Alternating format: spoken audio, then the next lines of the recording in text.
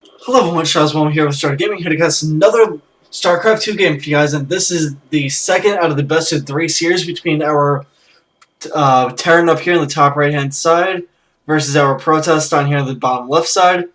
And I actually know this map very, very well. This is Shakira's Plateau. This is, I think, one of the biggest maps in StarCraft 2.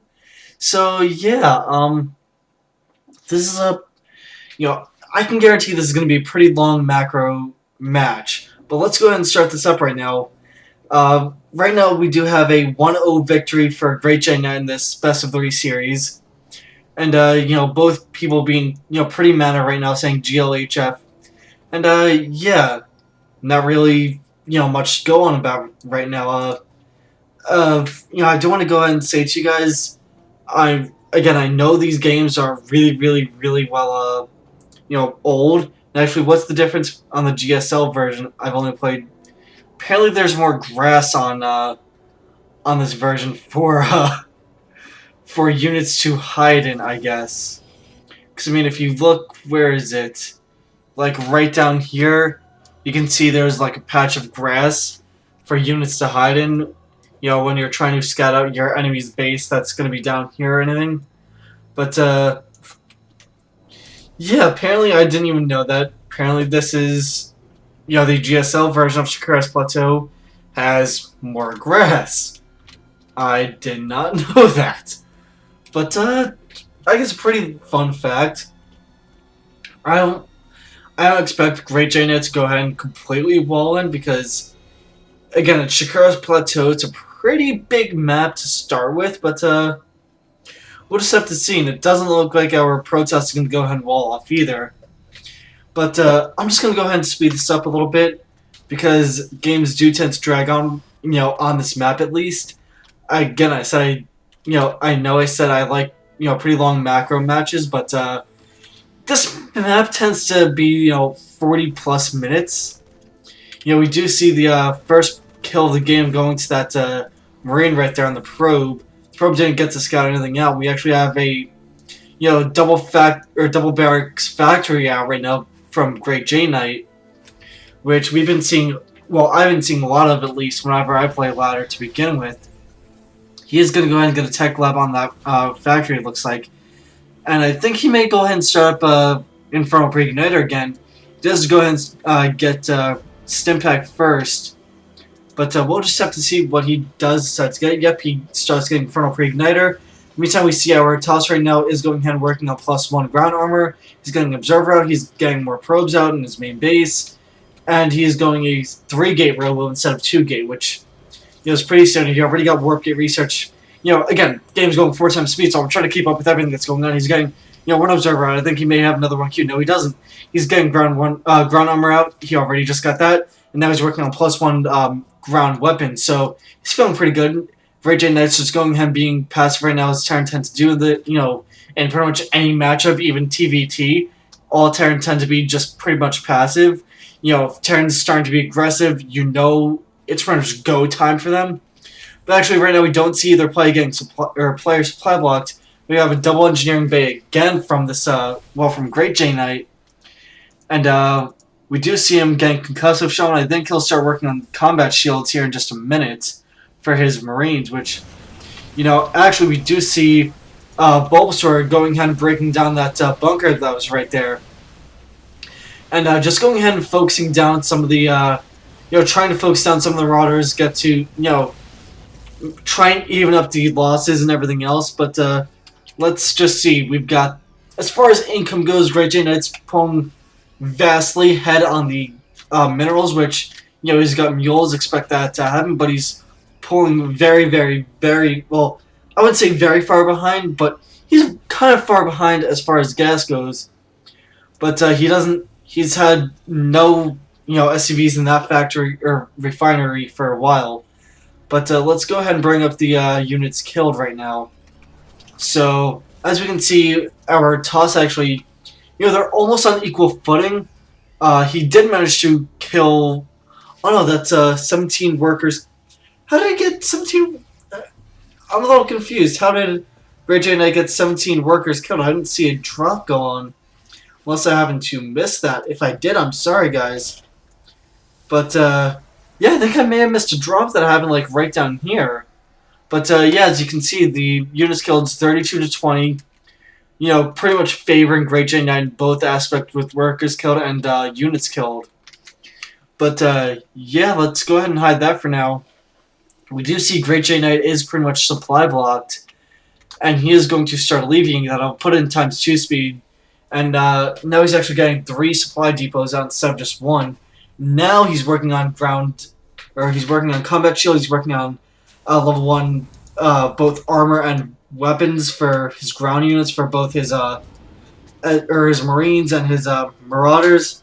And we actually do see that Bowlbasaur does know that there was going to be a drop headed his way, but Greatjnight did see a little shimmer that happens every time a observer moves. He did go ahead and scan to kill that, but I think Bowlbasaur can pretty much feel a little threatened because he pretty much will know that there is a drop inevitably coming for him.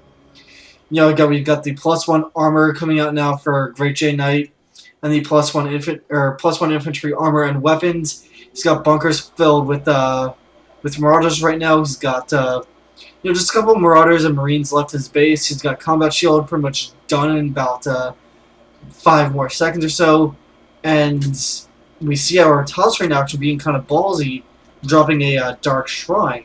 Where is it? Where's that dark shrine? That dark shrine's pretty well hidden, but this drop's pretty much going to go ahead and scout that dark shrine out. That dark shrine does take forever to build. Greatjnight does see that there is no expansion down here. He knows about the natural being taken right now. He also knows that there's obviously the main, but we do see the observer still in Greatjnight's base.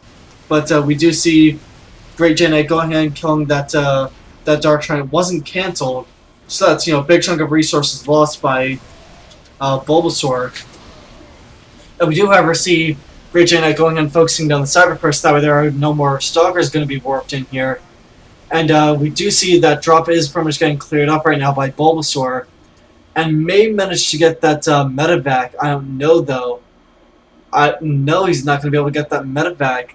It barely manages to get it with 14 health and a marauder inside of it.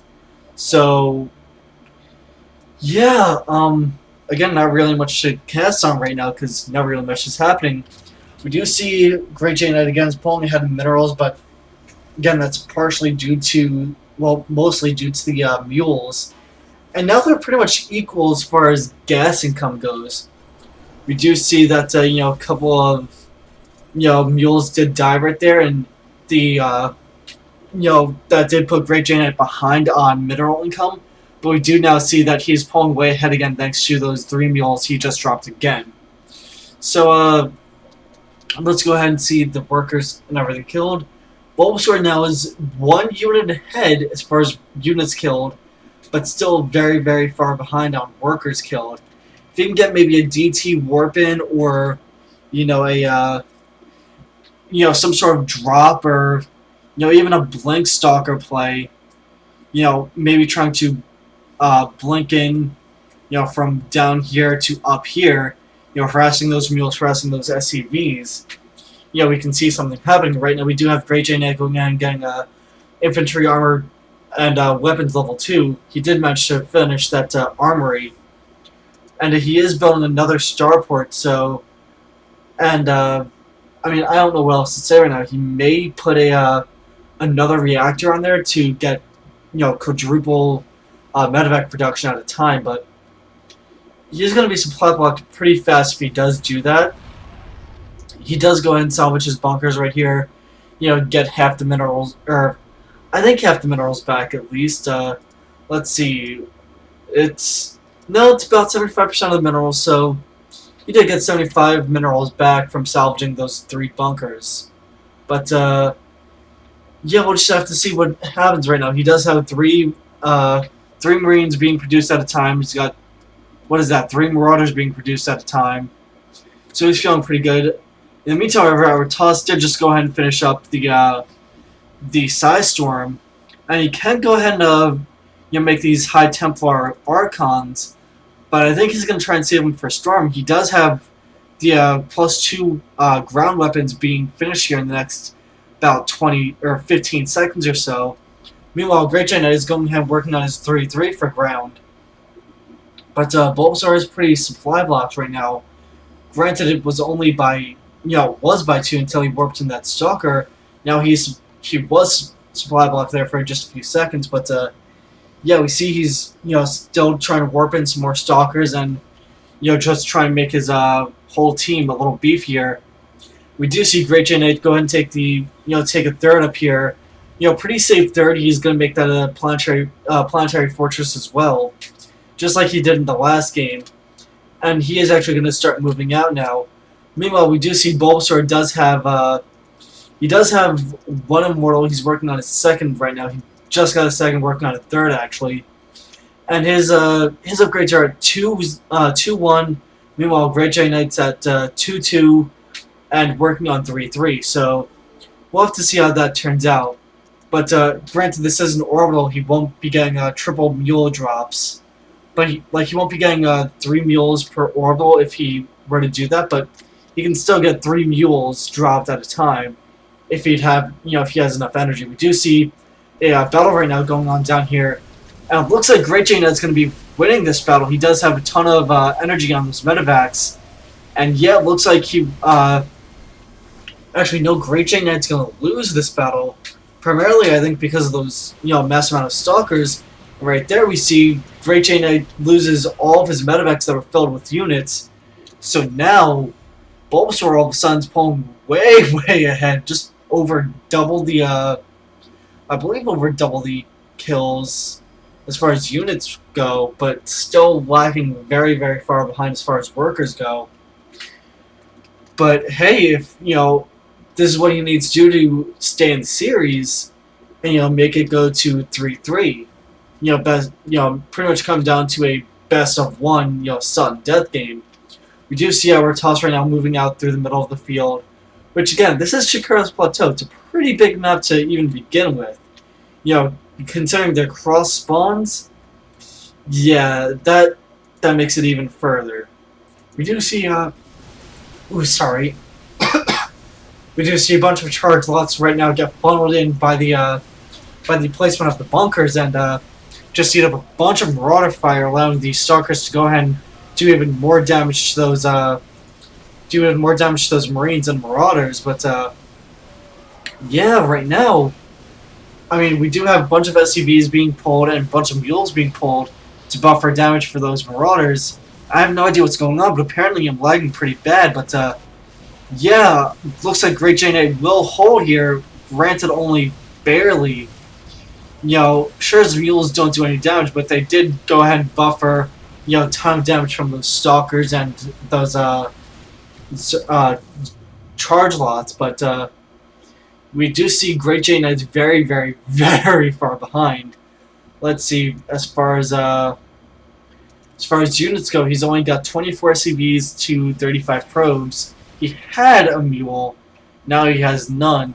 He actually just dropped 2 down here at his natural. He should have gone ahead and dropped it up here at his planetary. And actually, looks like his planetary did go ahead and get harassed a little bit. I'm not sure from what, though. But, yeah, looks like his planetary did take some damage. I mean, not a lot, but he did take some. But looks like Greatjnight did finish his 3-3, so... and our Toss right now is working on 3 attack, and he's still only at 1 armor for his ground units. If he wants to even have a chance of winning this, he's going to have to get that armor up as well. I mean, yes, Greatjnight is, very, very far behind as far as, units are concerned, but he does have the upgrade advantage. He's got, obviously Stem, which, is pretty much a main upgrade for Terran, but, he's got 3-3, which puts him vastly ahead of, the 2-1 of, the Protoss right now. But we do see, a good couple of Immortals mixed in for a good measure here versus those Marauders. Looks like those Charge Lots going to soak up a ton of damage for those Stalkers, so that the Stalkers can go ahead and just start dwindling down the Marauder count. Looks like those Immortals are going to do a substantial amount of damage to those. Those Immortals doing substantial amounts of damage to those Marauders. But it looks like Bowlbasaur now is just failing so far behind. I mean, yeah, he has killed more units, and he's pretty much almost equaled up on the workers killed. But Greatjnight still has the upgrade advantage. Again, the toss right now is only at 3-1 right now. He's just now working on +2 armor. He would have greatly benefited from getting a second forge and being able to get the 2 armor out a lot earlier, so that he'd be on more equal footing than he is now. Versus Greatjnight. And actually, his main base is almost mined out. Let's see, there's only 15 minerals left on there, 90 on there, 35 on there, and his natural is starting to get mined out as well. Only 335 left on there, 330 now. We got 280 on there. So, Bowlbasaur is starting to get pretty mined out everywhere. Meanwhile, Greatjnight's, starting to get mined out as natural, and starting, almost completely mined out on his main. But he has had a third base for quite a while. I mean, let's go ahead and look at the income. Greatjnight is pulling so far ahead as far as minerals go, pretty much primarily due to the 3 bases he's had almost what seems like this entire game. But he is still behind on gas, but Terran really don't need that much gas. It's 100 gas per medevac. He actually is going for a quad medevac production, but he's pretty much nowhere near. Well, he's close to being supply blocked, but he can still just dump down a couple of supply depots and be good to go, which he may actually wind up doing. He actually may not even need to, because command centers do go ahead and give like 8 supply or something like that. So he does have what is it? His 4th now being set up right here. That was a pretty early drop on the mule, but it's not going to matter because he's going to start mining from there now too. He's turning that into a planetary as well, so that's going to be pretty well defended on its own. We do have a little skirmish right here in the middle, but it looks like Greatjnight, just with his higher upgrades, is going to come out ahead. Even if it were equal units, I still think he would have come out ahead, given the upgrade advantage he has. Our Talos right now still hasn't gotten +3 armor, but he actually can't even afford to right now. He's got to try and build up an army, but he may be able to turn this around with one good storm, but he's not even paying attention. There he goes. And actually his High Templar got pretty much one-shot by the Marauders right there. But we do see Greatjnight just going ahead and killing that natural, and that's pretty much lights out. And we see Bowlbasaur say GG Marauders, because Marauders pretty much own Protoss's face until Protoss got air. But there you go. Greatjnight gets a 2-0 victory in a tournament setting. But guys, hope you guys liked the video. Hope you guys actually didn't even skip the first video and just jump straight to the second. But that's it, guys. My name has been Charles with Tal'darim Gaming. I'll talk to you guys next time.